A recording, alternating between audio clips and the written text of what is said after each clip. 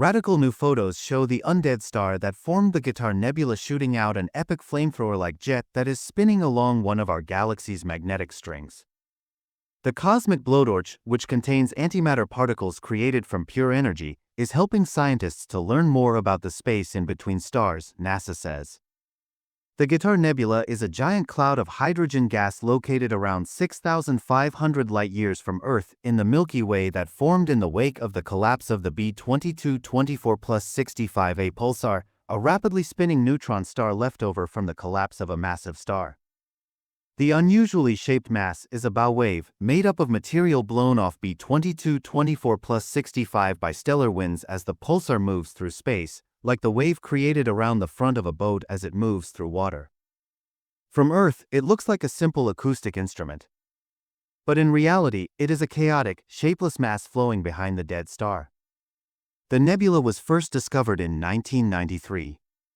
Since then, scientists have determined that the pulsar is rotating at around 3.6 million miles per hour, 5.76 kilometers per hour. As a result, it is also shooting out a giant flamethrower-like energy jet, around 2 light-years, or 12 trillion miles, 19 trillion kilometers long. The jet shoots out of the pulsar perpendicular to the Guitar Nebula, making it seem like the fiery torrent is emerging from the instrument's head. The new images, which were released November 20th, are composites of observations taken by the Palomar Observatory in California, which shows visible light in blue, and the Chandra X-ray Observatory Space Telescope, which shows the X-rays given off by the jet in red, according to a NASA statement. The loop time lapse below shows how the jet has changed shape over time. This mini video uses multiple images from Chandra, taken in 2000, 2006, 2012, and 2021, superimposed over a single image of the Guitar Nebula. As a result, the nebula appears to stay exactly the same shape. But in reality, it would have morphed over time, just like the jet. Pulsar jets are created by a combination of the undead star's rapid spin and intense magnetic fields, which are thousands of times stronger than Earth's magnetic field. This mix of factors accelerates particles and shoots them along the object's magnetic poles, which also generates beams of electromagnetic radiation, mainly in the form of X-rays.